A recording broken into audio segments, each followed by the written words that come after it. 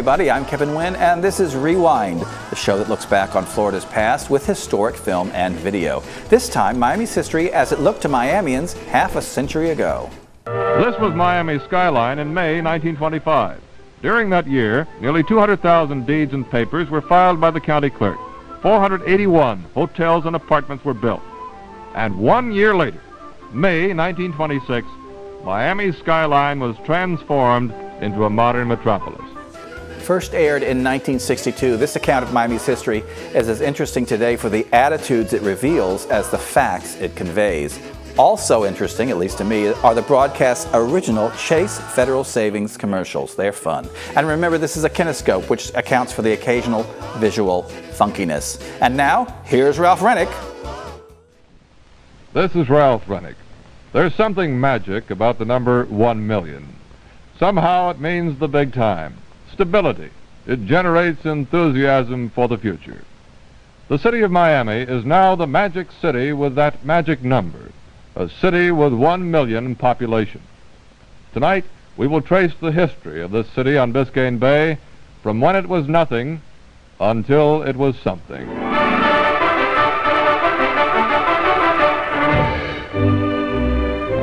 FYI, for your information, another in the series of special reports produced by WTVJ News.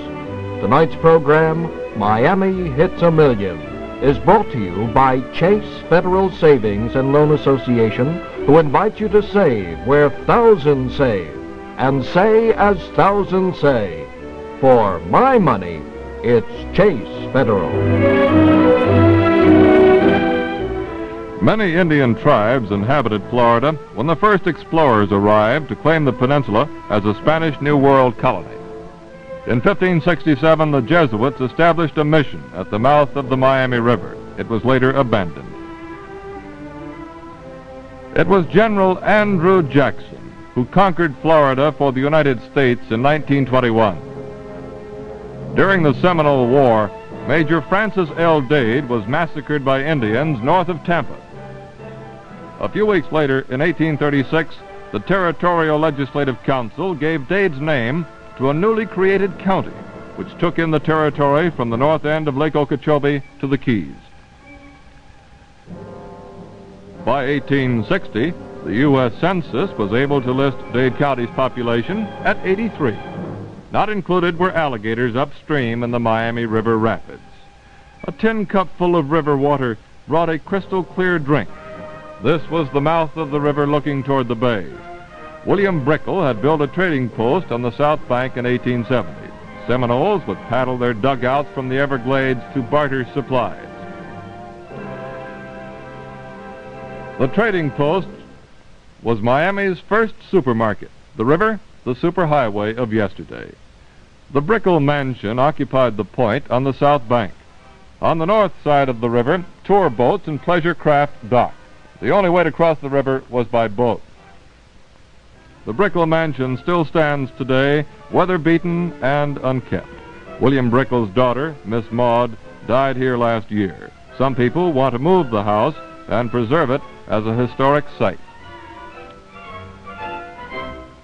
Miami's first tourists in 1884 stayed at Peacock Inn on the shores of the bay at Coconut Grove. Twin dressing rooms at Bay's Edge, one for gentlemen, the other for ladies, who completely covered their arms and legs before bathing. On the north side of the river, development slowly began, although you wouldn't guess it from this scene at Flagler Street and the Bay, 1895. E.L. Brady and Company sold grain and hay, among other things, in the first general store.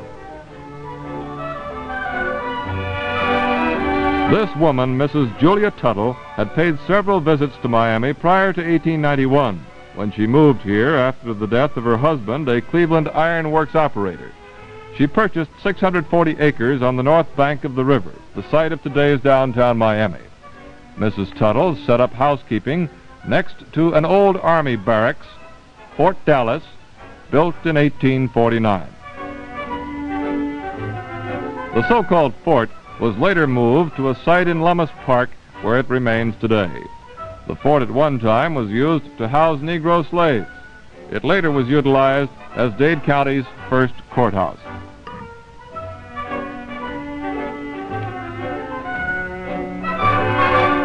Julia Tuttle made this man a target. Henry Flagler had built a railroad as far south as West Palm Beach to bring tourists to his chain of luxury hotels in Florida. Mrs. Tuttle persuaded Flagler to extend his one-track line to Miami. As an inducement, she offered him half her land holdings. In April 1896, the tracks were completed. 300 people turned out to witness the first steam engine into town, connecting Miami with the rest of the nation. Across from the Brickell Trading Post, groundbreaking was held for the Flagler Royal Palm Hotel, the site now the location of the DuPont Plaza Hotel. 100 Negro laborers began to uproot the hammock land. Workers uncovered the historic Indian Mound, where Tequesta Indians had buried their dead. 50 or 60 skulls were uncovered, tossed into barrels, some later given away as souvenirs. On January 16, 1897, the Royal Palm opened its doors. Everyone who had the money and the right clothes attended the opening dinner. And this was Miami's first bona fide tourist season. Toward the end of the winter season, Miami residents were permitted to swim in the Royal Palms pool for 15 cents during restricted hours. Miami now had its first newspaper, the Metropolis. This was Volume 1, Number 1, published May 15, 1896. From the newspaper office, the editor termed the city Marvelous Miami, the town with 1,000 souls, and the survey of the place not yet completed, the coming metropolis of South Florida. The coming metropolis it was. As Miami approached the turn of the century, citizens began demanding streets and other services. It was a struggle to obtain the 300 voters required by state law to incorporate as a city. But on July 28, 1896, an election created the city of Miami. At Christmas 1896, the downtown section was hit by fire, which destroyed many frame structures. 1898, the Spanish-American War. 7,000 soldiers dispatched to Miami. They marched on Miami Avenue at Flagler, past the old Frank T. Budge hardware store. Then yellow fever spread to the city, bringing 263 cases and 14 deaths. The city was quarantined for 3 months. In 1898, Miami was shocked with the sudden death of its mother, Julia Tuttle, from an unknown ailment. As the city hit the year 1900, business continued to expand. This is the Surprise Store at 78 East Flagler Street. Miami was again the county seat. In 1888, voters to the north had directed the county government be located at Juneau, north of Palm Beach. But the expanding South Dade population voted 10 years later to return the county seat to Miami. In 1904, a new county courthouse was built on the site of the present 28-story courthouse. It was a big event in 1908 when the first automobile to travel between Jacksonville and Miami pulled up to the Royal Palm Hotel. Travel time for the trip, 5 days, 8 hours. Flagler Street, then known as 12th Street, had seen nothing yet. The horseless carriage was about to do away with the horse. The old and new pictured before the First National Bank. The old and the new. The river now had a bridge at Miami Avenue. The Brickels were angry it wasn't built nearer the bay and nearer their property. The river was crowded with boats. Miami City Council was drawn into a court suit filed by the railroad against attorney George A. Worley and others who fought the FEC's ownership claim to Miami's bayfront property. The FEC erected a barbed wire fence to keep bathers from the water, and incidentally, to keep competitive merchant ships from unloading their cargoes. The court ruled that the plat for the area had the word park on it, and thus the land belonged to the people. And that was the beginning of Bayfront Park. The city filled in the area occupied previously by boats and piers to create the park. Flagler pushed his railroad south from Miami. Thousands of workers, recruited from all parts of the world, completed the impossible job of building a railroad over the water to Key West. The first train arrived in Key West in 1912. Miami grew as the Magic City. Elser Pier at the bay in Flagler was a leading spot. World War I brought a naval air station to Dinner Key. Pilots took dive bomb training in the bay near the Royal Palm Hotel. But complaining guests forced the Navy to move the activity further south. This July 4th, 1918 baseball game in Royal Palm Park gave no evidence that a war was in progress. The McAllister Hotel began to rise near the bayfront. A flu epidemic took its toll of lives in Miami, and people prayed for the end of the war. And now, here is Noah Tyler for Chase Federal. For so many thousands of people, Chase Federal means two important things. First, it's the sensible place to keep their savings safe and to see them grow steadily at a liberal dividend rate. And second, it's the wise place to borrow because you save on Chase-financed mortgages. Low closing costs and low interest rates add up to real savings for you as a homeowner. So whether you're buying, building, remodeling, or refinancing your home, Chase Federal will help you with low-cost loans and quick, courteous service. Remember, you can take advantage of these benefits whether you're financing or refinancing, whether you're buying a new home or increasing the mortgage on the home you now own. So whether it be for savings or for low-cost mortgages, join the thousands who say, for my money, it's Chase Federal. In the early 1900s, Miamians could take a boat from the foot of Flagler to this pier at the south end of a mangrove island known as Miami Beach. Energetic John Collins had come from New Jersey before the turn of the century. Collins saw that most of the beach area, aside from a high sand ridge along the ocean, was covered with dense mangrove growth. But Collins did find an area west of Indian Creek, north of 28th Street, suitable for farming. He built this canal in order to boat his vegetables to Miami's port for shipment north. Collins was past 70 when he decided to build this wooden bridge linking the beach with Miami. It was this bridge which changed the history of Miami Beach. Collins spent $100,000, ran out of money, the bridge still unfinished. He then went to Carl Fisher in Miami, who retired with a fortune from Prestolite, the trade name for carbide gas headlights. Fisher loaned Collins $50,000 to finish the bridge. Collins gave Fisher 200 acres of Miami Beach land as a bonus. It was Fisher who built Indianapolis Speedway, who blazed the Lincoln and Dixie highways. He now turned his attention to the mangrove growths of Miami Beach. This is the pathway cleared for Lincoln Road.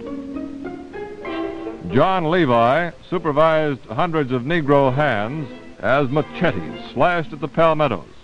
Axes were put to the dense mangrove. It was summertime, the time of mosquitoes and sandflies and bright sun. Mules were brought in to tug at the stubborn palmetto and mangrove roots. The Lummis brothers were clearing the south end of the beach, while Fisher concentrated on the section from 15th to 21st Streets, the bay to the ocean. Workmen came across rattlesnakes, hundreds of raccoons, and rats by the thousands. The Lummis brothers advertised for cats and got them in bags. Let loose in the swamp, they cleaned out the rats. Soon the trees and underbrush were felled, and the giant dredges sucked up bay bottom and laid a blanket of sand atop the downed mangroves.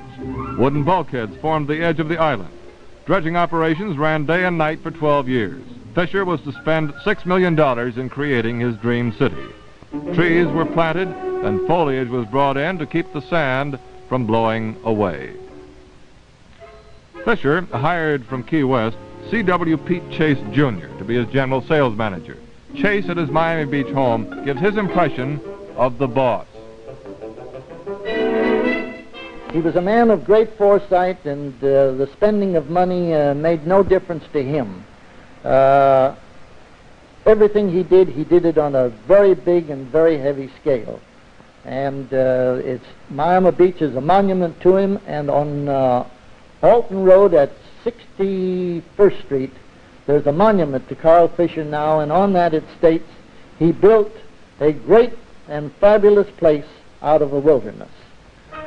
Here's some of the equipment used by Carl Fisher in transforming the swamp into the Riviera of the Americas.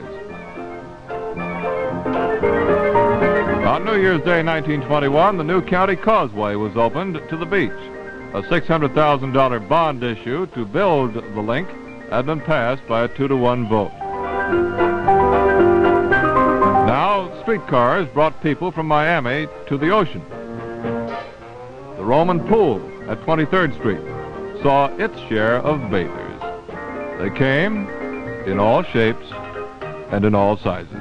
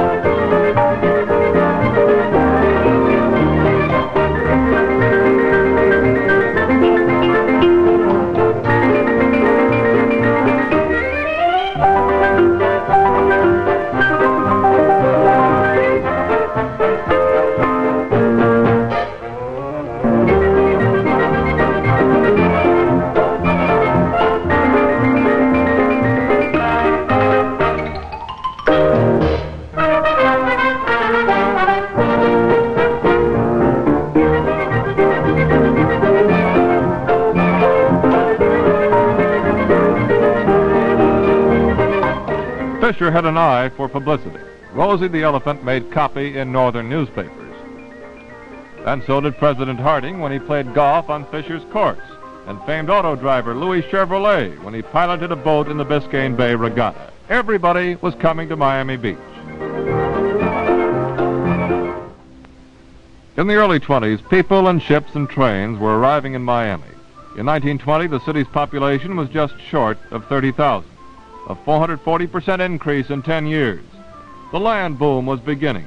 Old schooners were brought into service to handle the demand for bringing building materials to the city. Bathtubs were stacked on docks, destined for homes and fast-emerging subdivisions.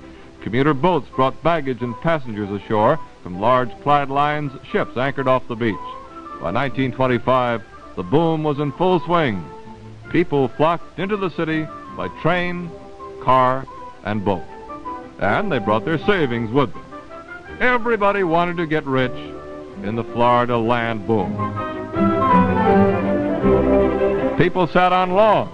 One visitor wrote, "Hatless, coatless men rushed about the blazing streets, their arms full of papers, perspiration pouring from their foreheads. Every shop seemed to be combined with a real estate office. At every doorway, crowds of young men were shouting and speech-making, thrusting forward papers, and proclaiming to have the unsurpassed chances they were offering to make a fortune." Everybody in Miami was real estate mad. 7,500 real estate licenses issued in 1925. This was Miami's skyline in May 1925. During that year, nearly 200,000 deeds and papers were filed by the county clerk. 481 hotels and apartments were built. And 1 year later, May 1926, Miami's skyline was transformed into a modern metropolis. The boom was like a fever. Buses carried people from downtown to view subdivisions. Strawberry patches and pineapple plantations became platted communities. 971 subdivisions were laid out on paper. Lots were sold at 10% down, resold several times again before the day was out. At Jackson Memorial Hospital, tents housed employees. The Ku Klux Klan paraded down Flagler Street and sang Christmas carols in county jail. The city manager reported the Vice Squad, organized in September 1925, is continually busy with liquor raids and closing up disorderly houses. The congestion caused by automobiles was a headache for police. No parking tickets, though, were put on windshields. The cops hauled off the rear seats of offenders' cars to headquarters. To get your seat returned, you paid a fine. Biscayne Boulevard was built at a cost of $1 million a mile. Bayfront Park, dredged up by the city, was beginning to take shape. Venetian Causeway was open. The city planted small royal palm trees along the parking lanes of Biscayne Boulevard downtown. 800 steamers and sailing vessels entered the port of Miami in a 5-month period after the railroad was forced to put a freight embargo on shipment of building materials. The one rail track from Jacksonville to Miami was jammed with 1,200 cars of undistributed freight. This was the first house built in Miami Shores, a $62 million development of 2,500 acres. People wanted to have fun. The Miami Jockey Club was built by Joe Smoot on land way out in Hialeah. Dog racing and the Spanish game of Jai-Alai came on the scene. While crowds gathered at Hialeah for legalized betting on horses, people in other parts of town lived a wide-open life. Gambling was accelerated. Jewel thieves had a heyday. West of town in 1899 was this homestead occupied by the Merrick family. The son, George, hurried home from New York Law School in 1911 at his father's death in order to look after the grove. When Merrick began to subdivide and offer lots for sale, the bankers declined any backing since they thought the property was too far west of the city. But Merrick was a good businessman and a visionary master planner. Buses carried potential investors to his housing site. Merrick carefully platted a new city called Coral Gables. Spanish-style architecture was to be the theme. Stonemasons were imported from Cuba to build structures from native limestone. The Gables was known as the $100 million development. Salesmen in New York and Chicago did business in lavish Spanish-style offices. Merrick cut a canal to Biscayne Bay to provide waterway home sites. He gave 160 acres to establish the University of Miami. Merrick's high standards for his city were never violated. He alone was responsible for Coral Gables. William Jennings Bryan, who conducted on Sundays the largest outdoor Bible class in the world in Miami's Royal Palm Park, spent weekdays spellbinding potential land buyers in Coral Gables at a salary of $100,000 a year. Bryan held court at the Venetian Pool, a rock pit converted into a fantastic water paradise. Olympic diving champion Pete Desjardins was hired to demonstrate the proper use of the high board. At the new Coral Gables Country Club, Jan Garber and his orchestra made many a heart flutter by playing When the Moon Shines in Coral Gables. In Miami, the fast turnover in real estate had nearly bulged the walls in the county clerk's offices. Construction was started on a new courthouse. The grand jury and bar association formally demanded a new building, and the county began a 28-story structure built around the old courthouse so as not to disturb the business of government. On September 6, 1928, the new building was completed, the old having now been demolished. But the urgent need for the enlarged courthouse had diminished. The boom was over. The boom bubble did not burst overnight. The banks and northern investors began to stiffen up on money. Fraudulent promotions were revealed by the Better Business Bureau. The stock market declined. The Danish naval training ship was one thing which triggered the bust. Brought to Miami to be outfitted as a floating hotel, the barkentine Prince Valdemar overturned in the main ship channel January 10, 1926, as it was being towed to Miami Beach from Miami. For nearly a month, the 241-foot-long barrier blocked the port. No ship could enter the harbor. The resultant lack of construction materials slowed down the hectic building pace. But the clincher for the bust came on the 17th of September, when ominous dark clouds moved in on the Florida coast. Raging seas and high winds hit the city shortly after midnight, September 18th. For more than 12 hours, the hurricane lashed at Miami. 113 people were killed, and the Magic City was anything but a wonderland. 140 boats went aground, some in Bayfront Park. 2,000 homes destroyed, 3,600 damaged. The hurricane blew away the tinsel. It created a challenge met by the real leadership of the town. Those lured here by the easy money of the hectic boom days left. Miami still had one asset nothing could affect, its climate. Moreover, the foundation of the city had been well laid. People would still come to Miami. The city would always draw residents from other places. When the debris of the hurricane was cleared, when Miami was back on its feet, nothing could stop its destiny. The people continued to come, the city continued to grow. Until today, the greater Miami area has reached the magic number 1 million permanent residents. In terms of age, Miami in 1962 can be termed a sophomore when compared with older cities of a million. But this area, 15th largest metropolitan sector in the nation, is well directing its youthful enthusiasm. A modern expressway system is taking shape, and plans have just been approved to extend this superhighway system.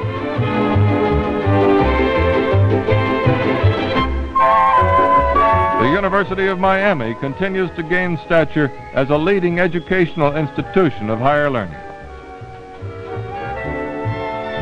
This barren wilderness in the southern end of the county is the site of the giant Aerojet General moon rocket plant. As more selected industry continues to move to greater Miami, more people coming here will find more jobs and greater stability in the economy. We still play host to the world as the #1 tourist area on the globe. More and more permanent residents push the city into the suburbs. The growth in Miami has been fantastic. Future prospects for the area are unlimited. The sun has always shone on this magic city. We're 1 million today. The planners predict we'll be 2.5 million by 1985, just a few chapters away in Miami's history book. As we hit 1 million and look around us and still think of what's to come, we can say with honesty, isn't it great to live in Miami? Good night.